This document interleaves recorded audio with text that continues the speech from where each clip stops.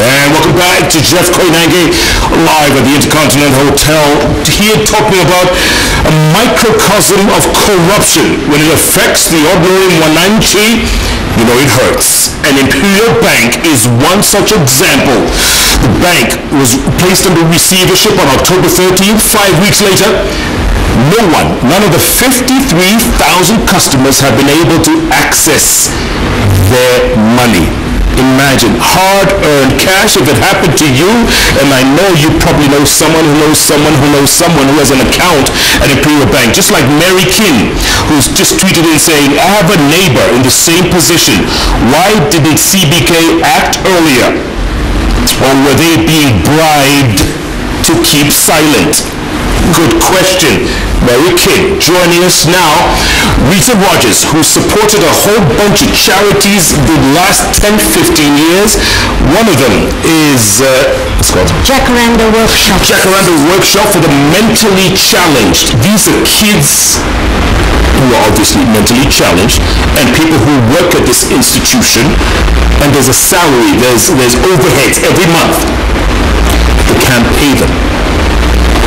And there's more. Rita, good to see you. Thank you so much for coming. Thank you for having me. And sorry for your loss. I cannot even begin to imagine, because I don't have an account at Imperial, so I don't know what it's like. I haven't had an account at another bank that's gone down. This is not even your first time. Diners Club, back in the day. Happened to you? Yes, did. How much did you lose? 200,000. And? Never recovered? Never recovered, never heard anything back. And that was what, 20, 30 years ago? It's about 20 years 20 years ago. Yeah. So, you have an account with Imperial? Several accounts, one of them being Jacaranda, then our savings account, and business account, and again another personal account, all at Imperial Bank. And when you heard the news on October 13th, what did you do? Where were you? We were traveling from Nairobi to Mombasa, and my daughter sent me the WhatsApp message saying, Mom, we're in trouble. I said, we are? She says, yes. Can you read this message from Imperial Bank? So I just became numb. And I thought maybe, okay, a few days or so and they'll sort themselves out. But the reality hit home when I got to Kilifi, because that's where I was heading, and I went to the bank and the doors were closed and signs were silently being put up. But still, I had some sort of faith that maybe not this time. Maybe this thing will get sorted out. So we left. My husband saw how unhappy I was, and we went back home. The next day I went back to the bank and found so many people at the door now, all older people who had put their life savings in a horrible state. And reality was starting to hit home, because the 15th of every month we do take money to Jacaranda for food, for their mid-month salaries, their transport, etc. And now I was thinking, where are we going to get these funds for? Because even our own funds are in that bank. How much are we talking a month? Jacaranda? To run Jacaranda is about 300,000 a month for the food and the salaries and overheads. Were you able to pay October? We were able to pay October with the help of the Rotary Club, because I had to reach out to them and say, hello, we are in trouble now. At the end of the month, the kids are going to be sitting outside the door, because mentally challenged are not adaptable. They know that certain day they sit at the door and they're given their money. So Rotary managed to get funds out of their the personal account for me to be able to sort that out. November? Now we have an issue, because we have the mid-month has passed, we couldn't do anything. Now the end of month is going to be coming together with the December. Now we close the workshops for a month of holiday, so we normally have to pay that month's salary plus the December salary when they go home, and we usually give them an end of year function, you know, from us, not from their account. But now what are we going to do? we're looking at needing 600,000. They have got money in that bank, in Imperial Bank, but we cannot access it. Aleya, let me come back to you. And look, I mentioned earlier on, those people are your cousins. That's your family. What do you tell them? They're probably watching you right now. You know that? They're probably watching you. What do you tell them? Because when you hear examples like this, you've reached a point of, you've reached a crossroads. And if you go the wrong route, things could get really ugly. What do you tell them? So I think really the question right now is what is CBK going to do? Because I think at this point, right now, the responsibility now lies with CBK. And I think the point is, how do we at this time make sure that people have access to their money again? So even whilst investigations are being carried out, look, I don't know what went on. And I don't think anybody, there's nothing that's really been said in terms of actually what went on. There's a lot of speculation. So I can't sit here and tell you that I have any idea. So as CBK does their investigation, they have to also understand what are we going to do to make sure that we keep people's lives functioning. Yeah, but let's face it. 34 billion shillings siphoned off in 15 years. I mean, how stupid can one be if you're a shareholder and you don't flag that? Help me out here. I'm not a rocket scientist, but help me out. Yeah, and also why, I think that's one side of the coin, and the other side of the coin is how did this pass the regulator? Right. The regulator is supposed to protect the consumer. So they are the people that's the institution that's supposed to have our best interests at heart. So at the end of the day, banks will come and go and they'll do what they need to do, but the government institution also needs to make sure that they fulfill their responsibility in all of this. Rita, you think Central Bank is in this? I mean, of some officials come, they audit the bank ever so often. Right. And they gave this bank a clean bill of health each time. How did it pass the radar? How? Please tell us how. 34 billion. Those are figures you don't even know how to put them in your calculator. Thank you. It's a lot of money. Where does that money go? Yeah. It's a lot of money.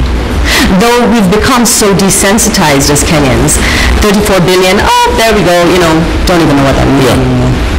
Yeah. And Rita, your husband is due for surgery.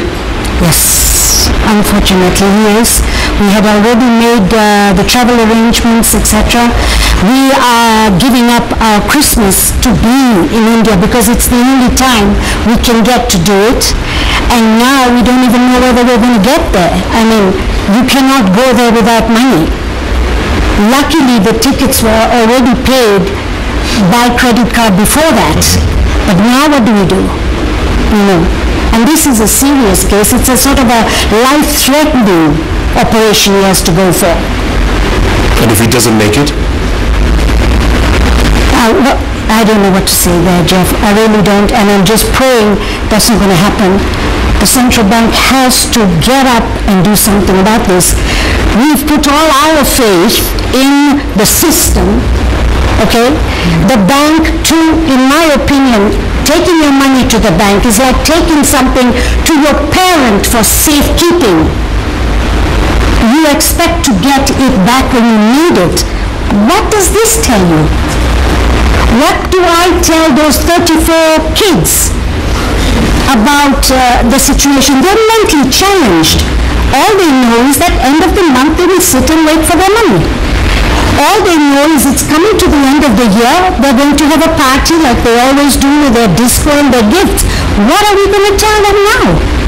And when Rita comes to the property, Mama, you should see how they all run to the car. Mama, Mama's here. Now the mother can't provide. What is central bank going to do about that? Are you angry too, Aleya? Are you angry at what's happened to you all? Because this is ridiculous. Jeff, honestly, and I experience this often, I feel helpless. I don't really know what to do. I know that there are things that are broken. As a Kenyan, I say it again, I feel like life is so tenuous. People, if they don't have faith in systems, the money is going to go outside of the country. We need the money here. The reason savings are so important is because we don't have that state social security support system. So you've got to take care of your own medical, you've got to take care of your own, whatever crops up. Do you think some money has made it out of the country and some people, privileged people, have been able to escape this madness? Perhaps CBK will come out with some information. Jeff, I think it's important, you've brought it up twice about the family connection. And I think it's important also to say that you are responsible for your actions. That person's actions, the family is not responsible for that. I'm sure there's things that you've got cousins that have done that, have nothing to do with you. And I think as we have to start holding individuals to account for their own individual actions and stop spreading blame over because you dilute it. That's what happens. Wow. Personally, you need to be held accountable. But you have 6 people in your family that you have to take care of. I mean, how does that make you feel? Yeah, there's a lot of pressure. I mean, my dad now, he's retired. At this point, he's like, now where do I start all over again? I'm 64 years old. Where do you start all over again? I'm young, right? For me, using my life savings, it's okay. I'm energetic. I can do it, right? At 64, how do you start all over again? Yeah. I'm sorry, Dad, for exposing your age on air. That's okay. That's all right. I don't mind at all. But Rita, look, this reminds me of the crash in New York City, 1929. People were jumping out of buildings. Remember? You heard stories. Right. Read stories. People were jumping out of buildings. People were committing suicide. But with us, we're like sheep. We're told, bend over. You bend over. What is it about us? How come we can't get angry enough to get stuff done? Enough is enough. She says her father is 64. I am 62. And I have my life savings in there. Luckily, we have a home. But I have a business, I have staff working. What am I going to do now to pay those staff? What we're trying to get together is maybe sell one of the cars, sell one of the plots. What are we going to do? We cannot sit around waiting for Central Bank and the Imperial Bank to wake up and say, hey, people are suffering out there. Can we get out there and do something? I just can't understand what's happening today. And then, Aleya, what about the guy with 10,000 shillings? Yeah. He's been saving for the last 10 years. He put 100 shillings a month or whatever it was, because he wants to educate his child. He wants to send the child to university. Yeah. What happened? He doesn't have that car. He's probably a watchman somewhere or some basic, menial job. What happens to him? You mentioned at the beginning that the show is about the state of the nation. And I think everything we see right now in the media, we need a shift of consciousness, a shift of attitude as Kenyans. We can't just sit there and just be obedient and have this incredibly high tolerance for everything that's going on. Really, it's down to each and every single one of us to influence the spaces that we're in. Because honestly, Jeff, this is not the Kenya that I want my children to inherit from me. It really isn't. It's really well put, Rita. I mean, look, and you were born here. You're third generation. My children are very disappointed. Are you angry? I even have grandchildren now. Is this what we're going to leave them to? No trust in anything. I was just saying, the old Indian habit of putting your money in the mattress was the best thing. Absolutely. Because today you have access to your money. Where's your money now? Where's your money? They won't answer your calls. Nobody's going to tell you anything. We just keep seeing different things on the paper every day. We're not interested in that, Jameni. Just give us back our money. Worst case scenario, Aleya. Worst case. We don't see any of it, ever. What? And Imperial is liquidated? And there's no consequence. I think that the idea of no consequence is enormously damaging to a country's psyche. I think it changes who we are as people. I think Imperial Bank is just a tiny example of everything else that's going on. And I sit here personally affected, but there's a lot of people affected in different ways by non-Imperial Bank related non-consequence issues. It's a long sentence. But it does impact us. And in a lot of different ways. I was calling it a microcosm of the corruption that we see in Kenya today. Yeah. And nobody seems to be doing anything. No. And here we have a new central bank governor. He seems, he came in with all the whistles and bells. Yes, and the blooms. And then what? Nothing. And yet, how are we going to continue feeding our people? We also received for one of the projects $30,545 the day before the bank closed. They accepted it for another project, a Rotary project for youngsters between the age of 10 and 14 to do a peace program. Now, what are you going to say to the donors? As it is, it's so hard to get donations because they don't trust us. And then when they do send donation and you say the bank closed down, we didn't get it, what are they going to say? Who's going to look at us again? They took the wire transfer? They did. They did, and then they closed. It was on the 12th, the 13th, they closed the bank. I guess the question that some people are probably asking right now is, why did you choose Imperial? What is it about Imperial? I mean, is it interest rates? Is it what customer service? What is it about Imperial? It was interest rates because with Jacaranda earning from the work that goes overseas, when they get the dollar, they get a better rate for it. Whereas with Barclays, who we were with before, they used to lose money. They never got the right amount for their forex. But in Imperial, they did. Imperial's service was impeccable, I must say. That's one thing. Their service was very good. You agree with me? But that enticement of put it in a fixed deposit, you will get 10%. So of course, this is a charity. We need to get more out of their money. So of course we trust and we carry on doing it.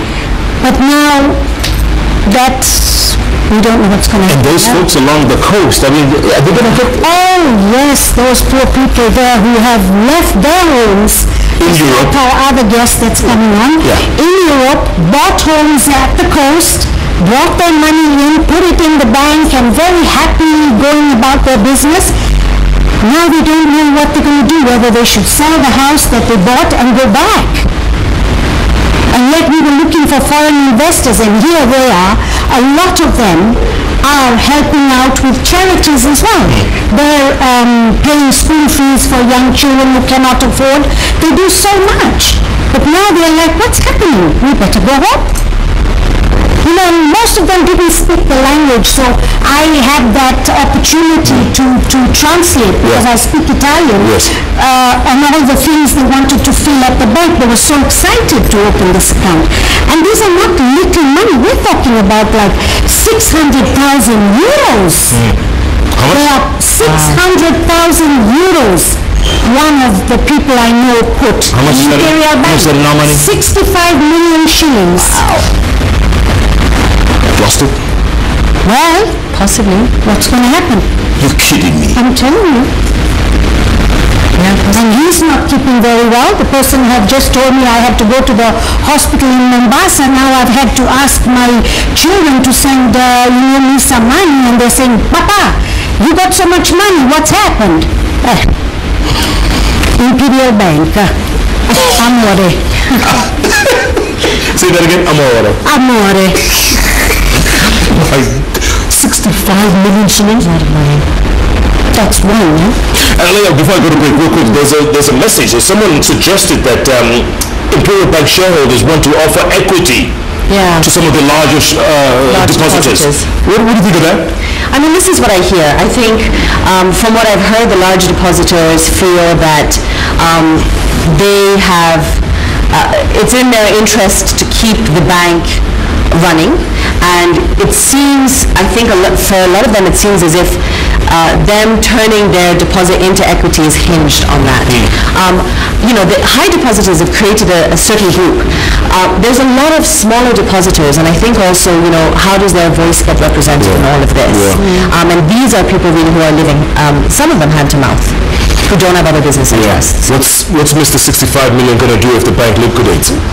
He's leaving. He's actually thinking about selling his house and going back, because then at least there in Italy they will get a pension of some sort. They will be able to live. They have their children there. but they came to the beautiful life of a good weather because, in age you get all sorts of arthritis and what, and he was the right place. I have another friend who also brought in 5 million euros as well. Goodness. We're going to take a break, come back and talk to a young man who is originally from Nigeria by way of the United Kingdom. Spent many years there. His wife convinced him to move to Kenya. Brought all his money. Guess where he banked it? That's right. And now he's in a bit of a tizzy. It's a shame. Jeff Koinange Live takes another break. Keep tweeting at Koinange Jeff, at Aleya Kassam. Aleya Kassam. Aleya Kassam. Do you have a Twitter handle? No. We must get you one. I'm a show. You should call it at show. Can someone set one up? At least you can laugh about this. I can't believe you're even laughing. We'll take a break. Come back in a moment.